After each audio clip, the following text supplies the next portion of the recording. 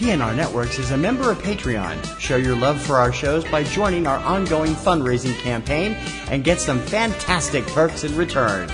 Check it out and become a Patreon sponsor. You can sign up at patreon.com, patreon.com/PNR Networks. And thanks for your support.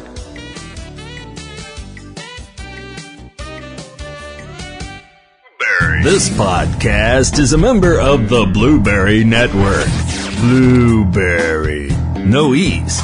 That's Blueberry, BLUBRRY.com. Blueberry.com. This podcast is a proud member of the Lamb Podcasting Network. Find the network at largeassmovieblogs.com.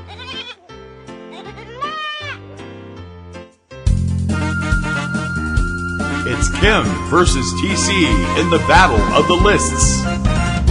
My list is better. My list is better. My list is better. No, it's not. My list is better. Kim or TC, who has the better list?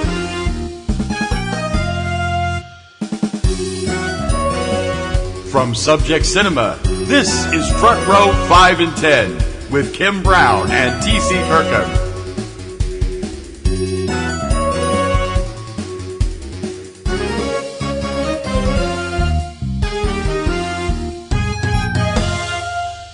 Hi, folks, and welcome to another week here on Front Row 5 and 10, brought to you by the good people that bring you Subject Cinema. That would be me and him, the me being Kim Brown. And the him being TC Kirkham. Welcome, everybody. Hi. Going to change things up a little bit because of the last 2 weeks. For those of you who don't know what was going on, I detailed it in detail on eCinemaOne.com, so you can go over and look at it. But my mother passed away on Monday, and I was in Ohio with her most of last week, and so it's been a crazy couple of weeks. Yeah. Because we missed last week's show, we're going to bump up what we had intended to do this week to this week. So the show featuring Kim's list of the fourth wall break-ins will come up next week, and she'll do the next two shows. This one has to go up because it's timely. Yes. We have to have this up tonight, so it'll be up before the finals tomorrow. Yes. Right before I got called to Ohio, I was working on a video. My first Kirkham Report YouTube video about Eurovision. You guys know we've been following Eurovision for the last month on eCinemaOne, the Kirkham Report, and Planet BiblioMusica. Put up the video on Tuesday. I was able to finish it when I got home, and it's still sitting there. I've got copyright strikes against it. Two or three of the companies are fighting it, and I get so irritated because all these other shows that up there with countdowns and music stuff, and none of them apparently get affected by it. No. My first big one, and it's completely transformative. I've got commentary on the whole thing, audio commentary. Nope. And of course the Orchard, which has always been a pain in the ass for us whenever we use music, has not responded to the challenge I have. So some of the other ones are just monetizing the video. I don't have a problem with that. We don't monetize our videos anyway. If the companies that have the music copyright want to do that, that's fine with me. I told them right that in my dispute. But in any case, so if you had seen that, you would know what we're up to. Yep. This week we've been paying attention. Yeah. This week we're going to do, because Eurovision is, as we're doing this show tomorrow, the finals are tomorrow, we are counting up our top 10 2018 Eurovision finalist songs. Yep. Kim has not been following it quite as closely as I have. I didn't realize how easy it was to get sucked into the cheese of Eurovision, but I did. When they started airing on Logo 2 years ago here in America, I've been sucked in ever since. This year I did profiles of all 43 entries, and this week, while I've been home recuperating and on my leave from work because of my mother's passing, I was able to catch the semifinals. Both the semifinal on Tuesday and the semifinal on Thursday. So what they did was they eliminated, they picked 10 songs from each semifinal that would go on to the grand final, which is on Saturday. And so out of 43 songs, there are 26 left for the grand final, which will air on Logo TV on Saturday, May 12th at 3 p.m. Eastern. I think it's live at 12 noon Pacific, but I'm not sure. It may be a tape delay at 3 p.m. Pacific. So you'll have to check. But anyway, we chose our picks of the finalists. Yep. We eliminated, basically what I'm doing is just rearranging some of the stuff because I'm amazed, utterly amazed that 8 of my top 10 favorites from my Kirkham Report video made the finals. Only 2 of them didn't. So it's like, oh wow, that's awesome. One of them was a great song called Light Me Up by Grommy featuring Lucas Meyer, which should have been a big hit, but their live performance at the semifinal was so bad, I wasn't surprised that it got cut. And it was one of the fan favorites. Several of the fan favorites have been cut this year. So anyway, what we're going to do is go through and make you aware of these. Hope you'll listen to it. I'll have a Spotify link up tomorrow. And then, of course, like I said, as we're first recording this, the special is on tomorrow. And if you miss the special live, you'll probably be able to watch it on YouTube. The entire shows are usually up there on the Eurovision Song Contest channel on YouTube. But you will have to have a what do they call that? a VPN server that is set for outside the U.S. because you can't see them otherwise because they're blocked here for some reason. They're trying to promote it here, but they blocked some of the videos. Not all of them, but some of them. You have watched the finals with me the last 2 years. Yeah. This is the first time we've, done something like this. Yep. You enjoy it. It's cheesy and fun, and the songs are good, and it's a shame that some of them don't become worldwide hits. The last Eurovision... the songs are very good. The last Eurovision song that was a competitor that hit the American chart was way back in 1996. Gina G's Ooh Ah Just a Little Bit was a number 12 song on Billboard's Hot 100. It was that year's entry for Great Britain, and it finished in 8th place. Well, the last winner to make it to the American charts was Save Your Kisses for Me by the Brotherhood of Man way back in 1976. And if you've never seen video performance of that, it's terrifying. Not as terrifying as Making Your Mind Up by Bucks Fizz from 81. No. There's a lot of great Eurovision stuff online on YouTube. Just look up Eurovision and you find some... what about... what's that thing? Dancing Lascia Tumbai, which actually finished in 2nd place in 2006 with the drag act that was from Slovakia or Ukraine. Ukraine. It's crazy. The thing about Eurovision is the fact that it doesn't really... it takes itself seriously. Obviously, it takes itself seriously. So does the fandom. Fandom is insane out there. But what I mean is, some of the songs that make it into Eurovision, the finals and such, they're very serious songs. They're dealing with very deep issues, Most of the time they're just love songs or fun songs, but there are issue-oriented songs, and then there are those that have been in there that are parodies that just don't go anywhere, like the thing with Dustin the Turkey from Ireland, and that Flying the Flag for You from UK a few years ago, which was an airline parody, which was of all things. I don't know. I'm sorry, and I don't know if the people that did that whole performance intended this or not or what, but we've been watching a lot of clips on YouTube over the last month or so. Every time we watched that, I was just sitting there going, why does this feel like it's the start of a porn video? Which is what? That Flying the Flag for You. Oh, yeah. I'm sorry, I kept sitting here thinking, this feels like a 70s porno. I know what that looks like. It was a satire about the airline industry. I'm like, what? Why did Great Britain send this to them? The best-known Eurovision songs, I think, perhaps, there are 3 of them that were huge in America at one time. Volare was a number 3 winner, position in 1958. It hit number 1 here in America for Domingo Mudongo and several cover versions. There was Love is Blue, an instrumental version by Paul Murriott, hit number 1 in 44 countries, including the U.S., The vocal version was the 3rd or 4th place winner that year.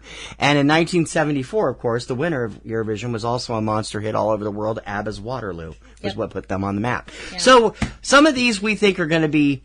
I've known about Eurovision since I was a child, since 73 and Eras 2, but that hit big in here in America when it was the number 2 finisher that year. Well, the thing I find so interesting about Eurovision now, I'd heard of it, but I really was like, oh, neat, whatever. Mm-hmm. When you started to get more into it and we got to see it, and we started looking into the background. I mean, this whole thing was started after World War II. Right, it started in as 1950s. a way to try and bring Europe together after the war had shattered so many people's lives, and it was just a way for people to come together through music. Yep.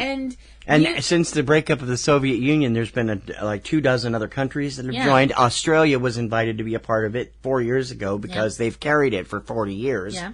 And I mean, music being the glue of the universe that holds music is the together. glue of the world. Without it, life would be meaningless. The thing that I don't get, though, not for nothing, but Australia is part of it. Okay, I get that because they're still part of the United Kingdom, right? That's the reasoning, right? No, Australia has carried the show for, I think, close to 40 years. And so for Eurovision's 60th anniversary in 2014 or 15, they invited Australia to participate. Since then, Australia has put all 3 of their entries in the top 10 of the year. Dammy M came real close to winning the first year we watched it in 2016. I just don't understand why Canada's not asked. Canada's not Europe, though. I mean, Australia's not either, but Canada's never really shown any interest in it. Well, no. And there are a couple of countries that are borderline Europe-Asia, like Israel, and a couple of them also participate. Right. So it's an interesting thing all around. But there are 43 countries participating this year. That changes every year depending on what countries decide to do it because they have to pay for the contest or whatever. And this year's show will be from Lisbon, Portugal, which won last year with Amar Peros Dois, a jazz ballad in 5/4 tempo by Salvador Sobral. We were both like, what? This song could not, and it won with the highest point total in Eurovision history, which is just, it's one of those songs that are like, wow. We've been yammering on for 10 minutes and aren't even getting to our list yet. Sorry. Let's go. Our top 10 favorite Eurovision songs this year. Go ahead and start. Okay, I actually have runners-up this year, amazingly enough, because when we do these lists, I hardly ever have runners-up. Yeah, but you found 12 songs you liked. Because I'm just not that organized.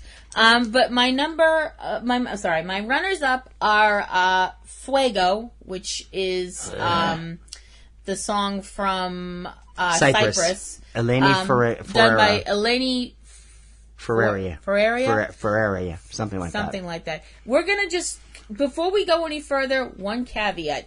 Our pronunciation skills suck. On one of the names in particular, which I think is probably on both of our lists, it's going to be a real pain in the butt. But I butchered it on the other show, which you'll eventually see on YouTube. I tend to sound things out phonetically, so if I butcher your name or your country or your song, I apologize now. Okay. My other runner-up is We Got Love from Australia. Which is Jessica sung Mauboy. by Jessica Mauboy, Mauboy. Okay, number 10. You remember how I mentioned the butchering the words part? Okay, here we go. My number 10 is the song from Italy, which is done by Irmal Meta and Fabrizio Moro. Here we go. Non mi avete fatto niente. Yep. I am so sorry. No, that was right. That was right. Right on the nose. Yep. Wow. The song is basically a middle finger to people who want to spread terror and hate. And it is a really incredible, powerful song. The title translates to You Have Done Nothing to Me. Yeah. Which I don't really understand all the words to, but... You can look them up, the English translations online. Yeah. I mean, basically it's saying you can keep coming at us with all of your hate and violence and stupidity, and F you, we're still here. Mm-hmm. Yeah, and we're not going anywhere. Right. It's very powerful, incredibly moving, a little confusing, but it's a great song. So my number 10, try it again, Non mi avete fatto niente from Italy. Yep. We should mention, for those of you who don't know, that until recently, the early 2000s, most of the songs or actually the late 1990s, most of the songs were supposed to be performed in native language, predominant native language of each country. Right. That changed, and now most of the songs are performed in English. There's only like 5 or 6 songs that are not this year, but no, most songs are. And some of them are done phonetically, some of them are done whatever, but, you know, there was that brief period in the 70s when ABBA won where they could do English, and then they changed it again, so... And anyway, number 10 on my list is Moldova's entry, My Lucky Day by Dorados. This song, which finished number 12 on my top favorites on my Kirkham report thing, is just a lot of fun. It's a quirky love song about a love triangle. And the video is hilarious. The live performance at the semifinals had me in stitches. These 3 performers, 1 woman, 2 men, are just brilliant on stage. It's a great, fun song. It has a very, as I said in my write-up a couple weeks ago, it has a lot of potential to become a U.S. chart hit. It's got a similar beat and feel that Despacito had, and really could be a song that might break. And she works that satellite dish of a hat in the video so well. I was disappointed that she didn't have the hat on for the live performance, but it's a great little song, and if you heard it, you'd probably like it. Number 10 on my list favorites this year, My Lucky Day by Dorados from Moldova. Okay. Number 9 on my list is the song from Albania. The song is called Mal. The singer is Jugend Bushpepa. I am so very sorry. There's just, the thing is, and this is another song, this is in Albanian, and I don't speak Albanian. Title translates to yearning. Yes. And that's basically what the song is about. The whole idea of yearning for love. You know, you're in love with someone else and they may not love you back. They may not even know you exist. You know, it's like that kind of thing. But there's just something about the beat and the rhythm of this song that really gets into you. It just I was like, yeah, I like this. I don't know what the heck he's saying, but I like it. You know, it's like the first time I ever heard 99 Luftballons. I was like, hey, this is great. Oh, I think it's great. I'm not sure. But you heard the phrase Captain Kirk and thought it was a good song. Yep. Yeah. Yes, I am that shallow. So my number 9 is Mal from Albania, sung by Jugend Bushpepa. Again, I am so sorry. My number 9 is a song that just missed my top 10 on my prediction. Not my predictions, but my favorites overall list of all 43 songs. It moved up because one of the 2 songs in the top 10 that I had in my top 10 at the time didn't make the finals. And it's a great little song that got little. Everybody was like, "This is never going to make the final." Well, they're wrong. They were the first one announced as the finalists in the second semifinal. The song is Nova Deka. It is by Sanja Ilic and Balkanica, and it is from Serbia. The song is, I really love the vocals on this. And Sanja Ilic and his wife are the primary members of Balkanica.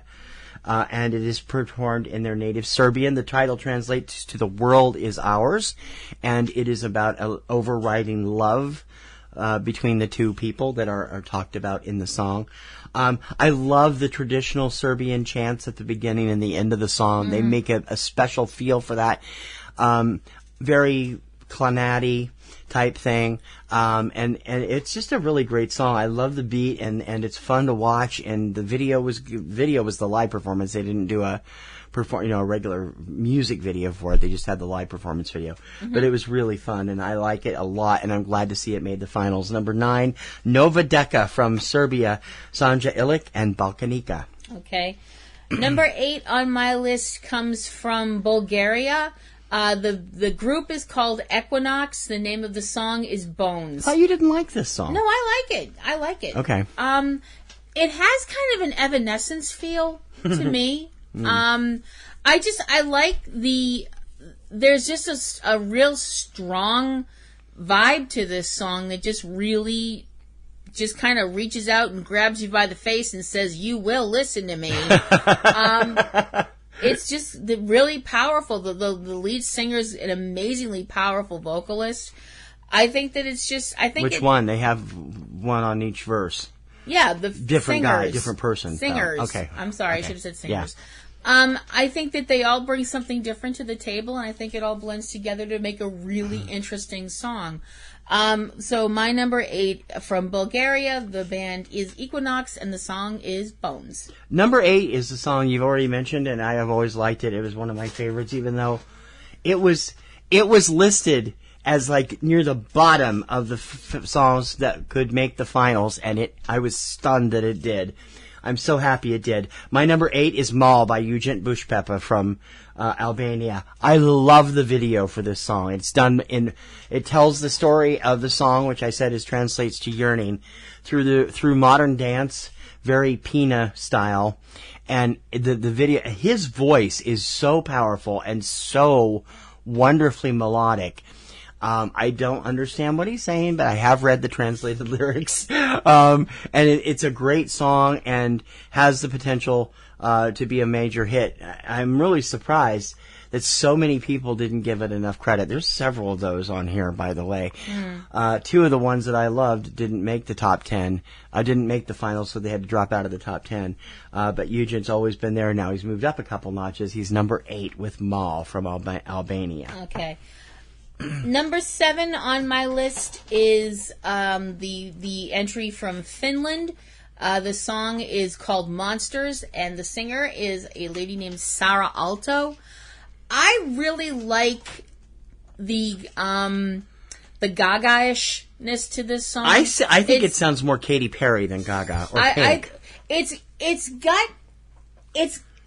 I understand where you're coming from. Mm-hmm. It's got a Katy Perry upperness to it, but underneath it, there's that undercurrent of I don't want to use the word menace because I love Gaga. I love Lady Gaga stuff. Yeah. But she definitely has a way of writing lyrics that can be very dark, disturbing. Yep. Stuff that has a kind of skewered look, and I like that.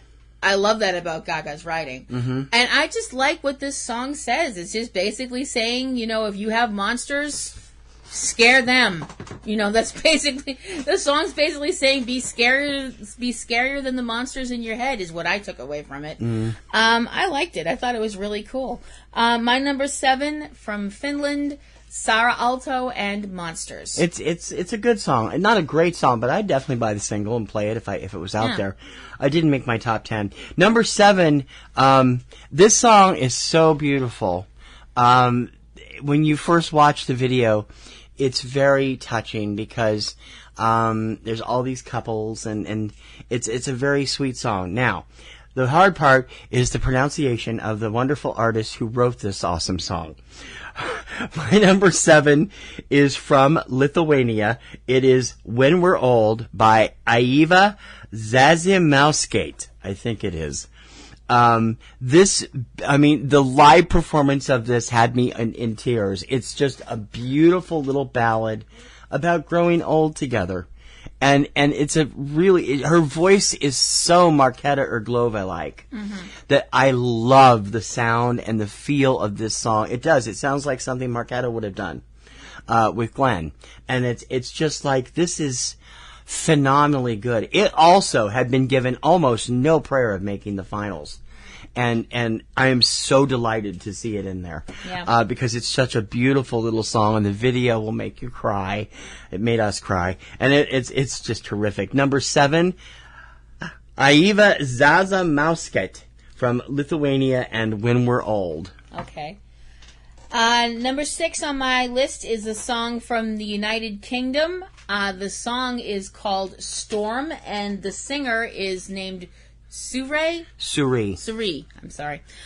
I thought this was a great song. I really, really like this song. It's basically saying, that you can get through anything if you believe you can. It's basically, it's not vocally like another, I don't know why, but this song reminds me a lot it's not the vocals, and it's not even the song itself. The feeling behind it reminds me a lot of Amy Grant's "It Takes a Little Time." Yes, I agree with that. I love the sentiment of the song, and I love Cerie's performance. She's a brilliant singer.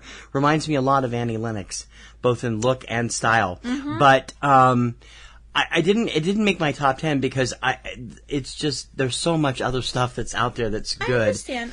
But it's a great song, and yeah, it's what it is. It's about weathering life's storms. Yeah. Storms don't last forever. Yeah, it's just the idea It's that a great song. if you hold on and just plant your feet and be a tree. Just basically be if you think about it, if you think about what a tree goes through, if you have an oak tree and there's a big storm and there's wind and everything like that and it's crazy and everything like that, but it's an oak tree and it's like, screw you, I'm not going anywhere.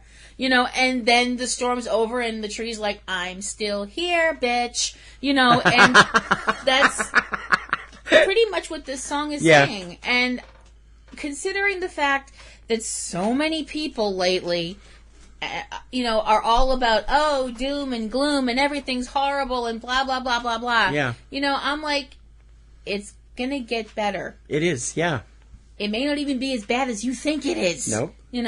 So my number six from the UK, how do you say it again? Cerie. I'm so sorry.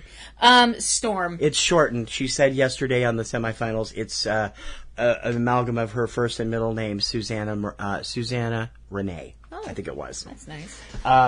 Beats the hell out of Renesmee. I like. Oh, don't go there. And the lyrics to the song are fantastic. The video, I don't like the video, and that's what pushed me off that song overall. See, I like the video. I thought the video it's just her head. It's like very minimalist, and I like the lighting in the background. Yeah. If you notice, the lighting in the background is the colors of the British flag. Yeah, I'm like, well, that's yeah, of course nice. it is. It's Eurovision. I know, but I was like, but it's one of those. And things interestingly enough, we'll see. It has just been released in America, so we'll see how it does here. We'll it's just find one out. of those things that if you're not looking for it, you don't catch it. Because I was today. like, okay, that's neat. My number 6, you've already talked about. I won't go into it that much because it is a powerful song, although I'll talk a little bit about the video. Non mi avete fatto niente by Ermal Meta and Fabrizio Moro from Italy. This song's video is mind-blowingly uncomfortable. And it's so well done. It features people, it features shots of places that have been attacked by terrorists, including the two twin lights that were shining in New York for years. It has video of people who have been victims. It has videos of people going to war. And they're basically calling for the terrorists to stop and the wars to stop. Yeah. And the thing I love most about it is that every line of the song is shown as a subtitle on screen in 26 different languages. Yeah. It features a couple and then it'll switch languages again. The thing I find really interesting about the video, just tossing it go right ahead, is toward the end of the video where they keep showing footage run backwards of like bombs unexploding and things not blowing up and stuff like that, and I'm like, man, I wish we had a rewind button for life. It would be nice, wouldn't it? That is the one mutant, that's the one mutant superpower I really, really want. What? The Time Rascal Stone. Flatts had a song called Rewind a couple years ago. It was great, perfect, yeah. So we need to go find that Infinity Gauntlet and get the Time Stone and just, that's okay. fix stuff. So my number 5 is in Italy's entry, Ermal Meta and Fabrizio Moro with Non mi avete fatto niente. Okay. Number 5 on my list, we're halfway home, is, I really love this song. And it's really strange that I love this song because the first thing I thought of when I heard this song is a show that I don't watch, which is I know what that is then. Which is extremely, extremely weird, and I admit that. My number 5 is a song from Denmark. It's a song called Higher Ground, and it's from a band called Rasmussen. Actually, Rasmussen is just the lead singer. Oh. But he does have 4 people with him, so. Oh, okay. Sorry. My bad. Actually, it reminds me of 2 shows that I don't watch, that if I did, I'd get addicted to. Yep. It's got this total Game of Thrones kind of Vikings vibe, and it's fantastic. It's just so cool. I usually don't use this term in a good way, but I'm actually using it in a good way this time. This song is so masculine. This song is so incredibly male. It just has that strong masculine presence to it. And I don't mean that in a bad kind of alpha male douchebag kind of way. I mean that in the proud warrior way, right. You know? And they also look kind of hot. You know, they got the whole long leather coats and the whole thing, and I'm very shallow. Hooray! But if you guys haven't figured that out by now. Yeah. So my number 5 from Denmark, Rasmussen's Higher Ground. My number 5 is a song that was totally discredited by practically every odds maker, every fan out there. It did do well with some of the fans, but most of the people who try to predict these things said there was no way that this song was ever going to make the final. It was near the bottom of most of the predictions. There's a problem with that, though. When you have a song that has a video as powerful as this one, and the video has become viral among Eurovision fans, you're not going to keep it down. And now, after it did make the finals in the second semi, its odds makers have suddenly put it in the top 5, which I find interesting because that's where I called it from the beginning. Mm-hmm. The song is Ireland's Together from Ryan O'Shaughnessy. This song is a beautifully heartbreaking song about a love falling apart, and it is punctuated by a single shot video of a same-sex male couple walking through the streets of Dublin and occasionally breaking into dance. It's just regular activity, but during the chorus, they start this little dance thing.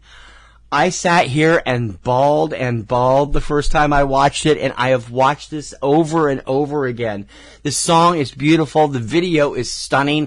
Thank you, Ryan, for bringing the dancers to the live performance. I think that helps a lot, and it's just a beautiful song. Ireland is the all-time champion of Eurovision. They've won 7 times, including 3 years in a row in the mid-90s.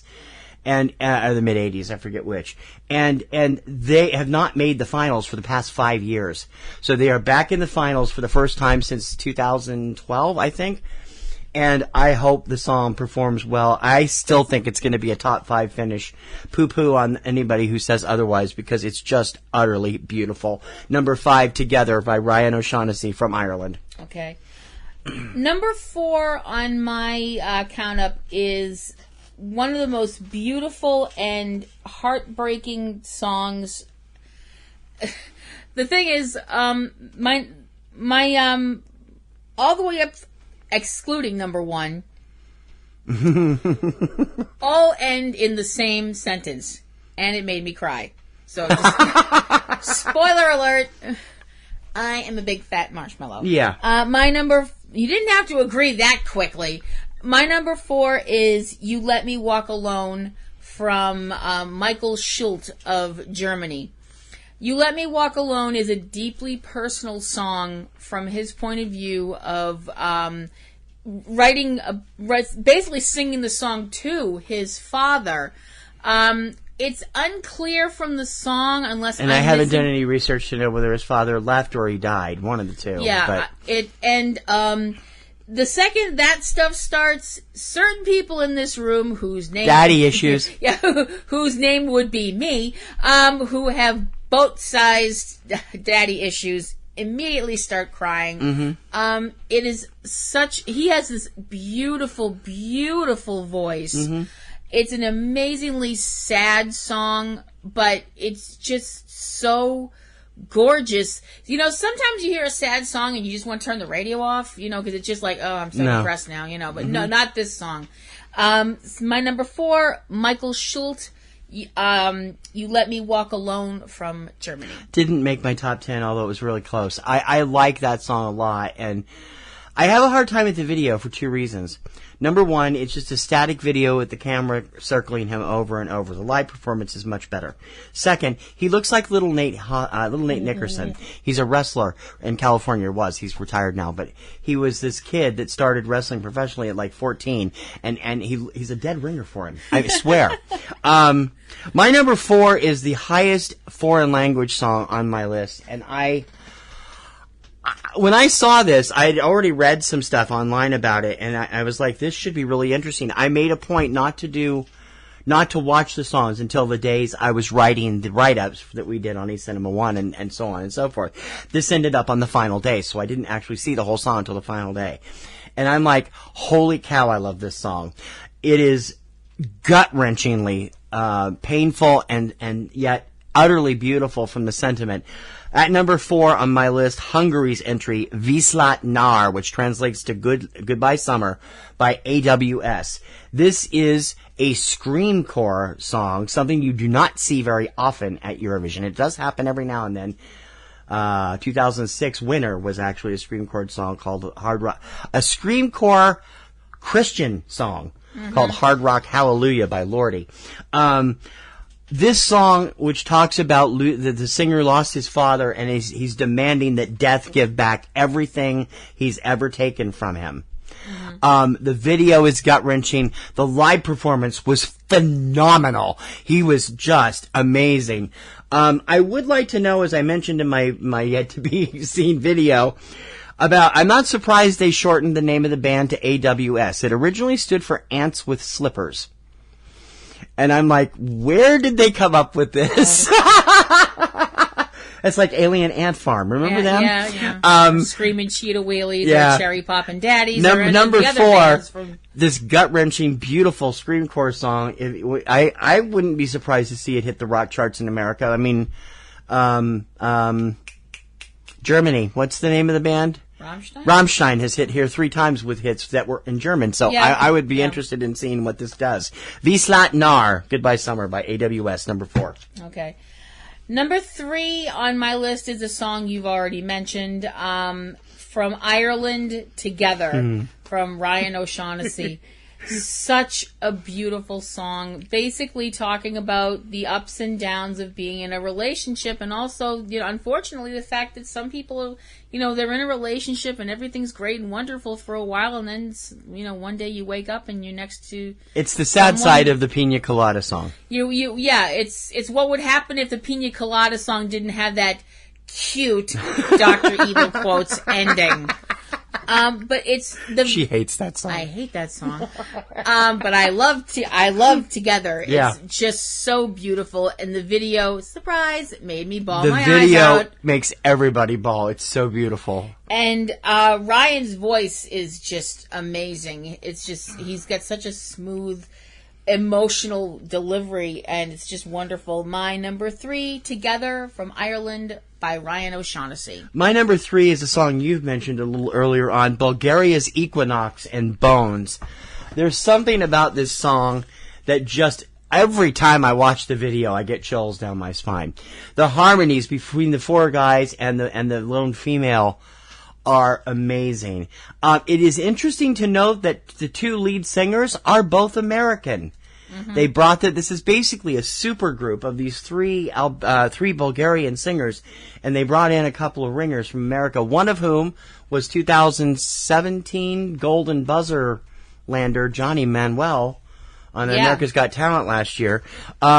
This song, which talks about a love that goes so deep it goes beyond the bones, is just amazing. They have slipped a bit since the first semifinal because a lot of people felt that they couldn't maintain the performance from the video in the live format, and it was very darkly staged, just like the video. But I'll tell you something, the song is brilliant, and Bulgaria has a real huge following out there among the fans. They've come close to winning 4 times in the last 6 years. Last year they were number 2 with Christian Kostov's Beautiful Mess. They might pull it off this year, and it's a great song if it does. Number 3, Bones by Equinox. Number 2 for me is a song that you've already mentioned. I can't believe it's as low as it is on your list. you want me to try and say the name again? Or do you want to try it? I'm going to give it a shot. Okay. I knew this would be higher on your list. Bear with me. My number 2 song is the incredibly moving When We're Old from Lithuania, sung by Ieva Zazimukatke. I think I was close. I'm not sure. Yeah, probably. I said when I did my thing on the Kirkham report that nobody's seen yet because of all the copyright things, that this was going to be a song that would be on our songs list for the rest of our lives. Yeah. It is. It's beautiful. The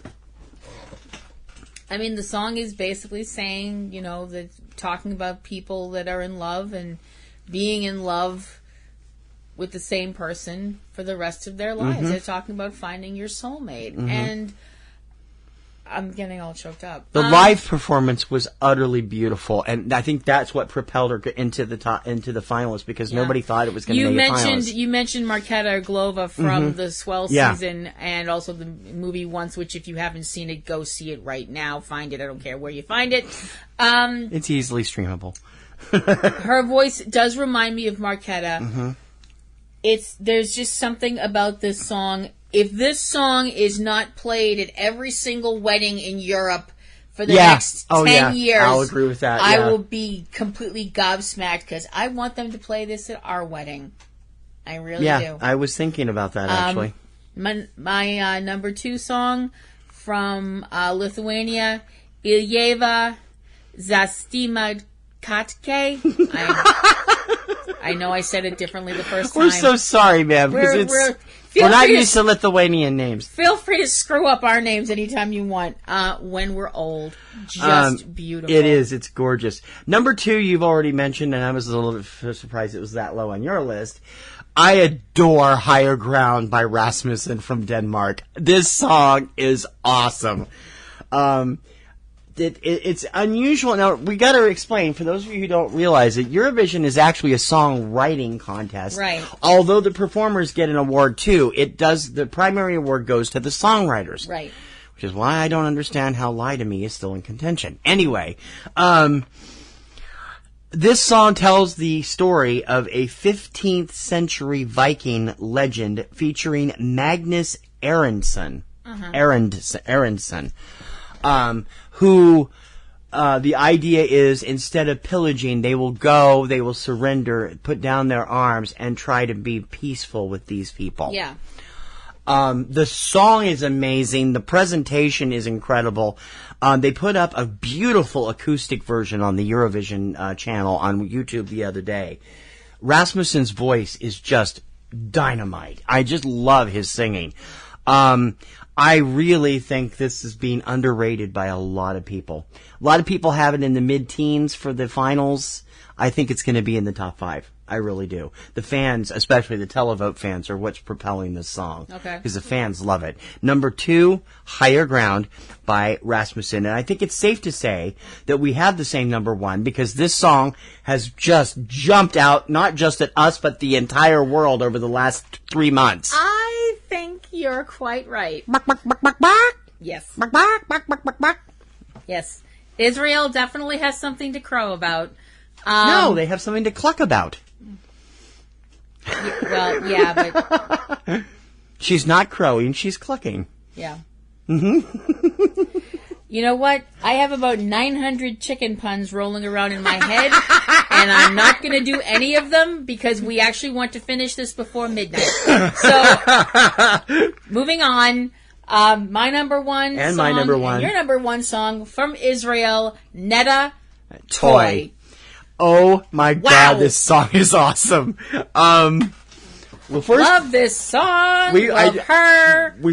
First time you see the video, you will die laughing because she's a beatbox performer in addition to being a singer, and she does some incredible stuff. She won the most recent season of the Israeli original version of Rising Star, which didn't last here in America when it ran a few years ago. And she's just amazing. Yep. The song is amazing. It really is. It's basically her telling her errant boyfriend, hey, I'm not your toy, and giving him a good piece of her mind. Yeah. And oh my God, the song is just awesome. I just love the whole Wonder Woman, don't you ever forget you're divine and he's about to regret. Yeah. You know, it's just the whole idea of you don't let any man put his foot on your throat and hold you down. Right. You know, there is another song about that also made the finals but didn't make our top 10, a song called Hvala Ne by Leah Sirk from Slovenia. It's basically the same idea, called No Thanks in English, but I just wanted to bring that up. Yeah. It's just really awesome. I mean, I love Netta. I wish there had been somebody around like Netta when I was a teenage girl, because she is out there and she is obviously a person who has read chapter and verse from the Book of Digidex, because she just does what she wants, and that's awesome. And she doesn't look like the usual kind of pop singer look, and she's happy with the way she looks, and she's proud of the way she looks. And damn proud of the way she looks. And she should be. She's a big girl, and you're a big girl, and she's got that Meghan Trainor vibe going with the style of the song and the way she's written it. And she's got sass to spare, and that's working for her. And even guys like this song, which is considering it's a slam on guys. It's a slam on stupid guys. Yes. If you're a guy that can look at this video and listen to her song and go, man, I'm glad I don't treat women like that, congratulations, because that means you are not a douche. I am going out on a limb here, and I said this before. If there has ever been a song out of Eurovision in the last few years that had a shot at making it all the way to the top of the American charts, Toy is it. They need to get her an American deal and get it on the radio, because I guarantee you the kids will be going around doing that whole chicken dance clucking thing that she does. And oh my God, it's just a great song from beginning to end. She's appealing, she's beautiful, and that one outfit she has on is a bit colorblind. The red outfit? It's like the doctor. Oh, it's like Colin Baker's doctor. But you love that outfit. I do love that outfit. I love her outfit, but the song itself is just she's kick fantastic. Butt. She is. I very rarely do this, but I went on YouTube and put up a little thing on the official music video for that song.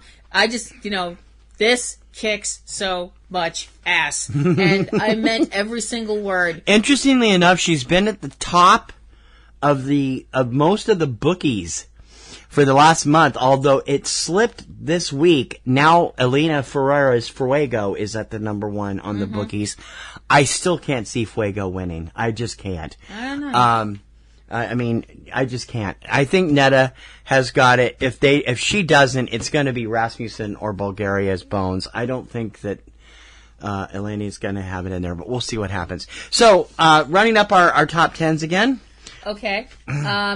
I'm just going to read the country that they're from, just the song title and the country. Okay. Yeah. Number 10, Non mi avet fatto niente from Italy. Number 9, Mal from Albania. Number 8, Bones from Bulgaria. Number 7, Monsters from Finland.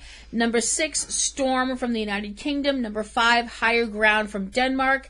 Number 4, You Let Me Walk Alone from Germany. Number 3, Together from Ireland. Number 2, When We're Old from Lithuania. And my number 1 Eurovision Song of 2018, Toy from Israel.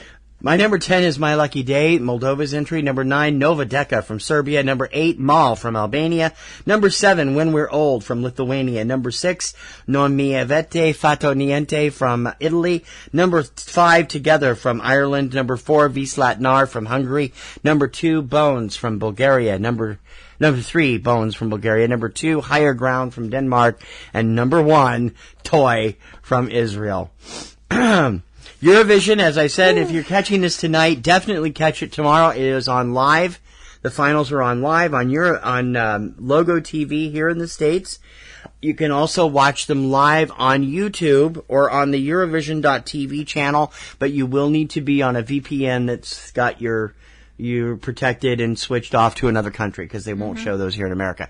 The advantage to doing it online, you don't have to put up with the country commentators. Yeah. On the televised version, there are commentators from each country commenting on each song and each performance. We get Ross Matthews and I've forgotten the other person. Both of them from RuPaul's Drag Race. The first year we had Carson Kressley and Michelle Visage, which was a mistake. The Ross Matthews and the other person is back again this year. I personally really enjoyed watching it online without all the commentary. It was really something, but I hope that everybody will check it out. We need to get Eurovision a major network slot here in America for it to ever catch on. We don't have to participate, but it's a lot of fun to watch, and it starts 6 months before it actually goes with all the competitions. And we will be covering it every year from now on because I'm hopelessly bit. And starting this fall, we will also be covering the Junior Eurovision contest. Songwriters under 18, performers under 18, and it will air for the first time in America this year. So it's going to be interesting. They're also talking about a possible American version. Yeah. To be called Amerivision, with entries from each state. So I don't know. We'll see what happens. Next week we will bring you that Fourth Wall show, and hopefully we'll be back to normal as things start going. I do want to take a second here to say thank you to everybody who's been, sending me notes and stuff on Facebook and so much. It's much appreciated. I will be posting another story about Mom on Mother's Day this Sunday, and if you haven't seen it, then I hope you will check it out and check out my original essay on my mother, and also the one I'm writing about my trip home, which I hope to have up tomorrow. Okay. Don't take Amtrak anytime soon. Anyway, they have a lot to explain. They have a lot to explain. They sent me their survey today. They got highly dissatisfied on everything except the service from the porter. He was really nice. I'm just like, are you kidding me? We'll be back with Subject Cinema over the weekend. We will finally have our our summer preview edition. It was supposed to be up last week, and I was gone. And then back to our regular stuff as the next week progresses, and we hope that you'll be there. I've also, since all this stuff started, now I've hurt my foot, and I've got something weird going on with my foot. I just can't win, I swear. But I will say it was nice to see Mom for a week, and I was glad I got to be there before she passed, and I wish I'd stayed a couple extra days now, but because it was just Monday. I've only been home less than 24 hours when they called me, so it was. But I know she wasn't alone and had a volunteer there, and it was nice, and that's great. And I still think it's because she wanted.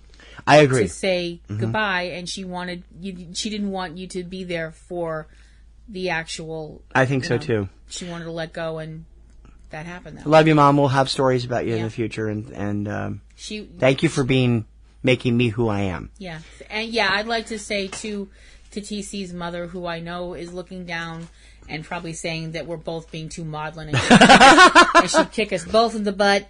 Thank you for raising the person that captured my heart, because he's a wonderful man and you did a great job. Okay, enough maudlin stuff. Yeah. Until next time. We hope that you guys will come back next week. I'm Kim Brown. I'm TC Kirkham. And we hope we can count on you to come back to Front Row 5 and 10 and count up our next list with us. Bye-bye. Bye.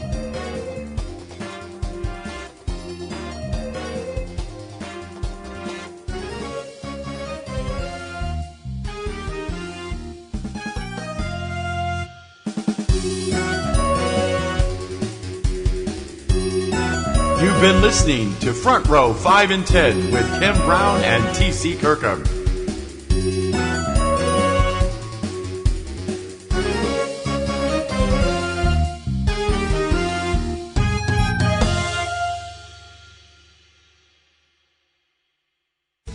Podcasting's choice. From coast to coast, continent to continent, right here 24/7.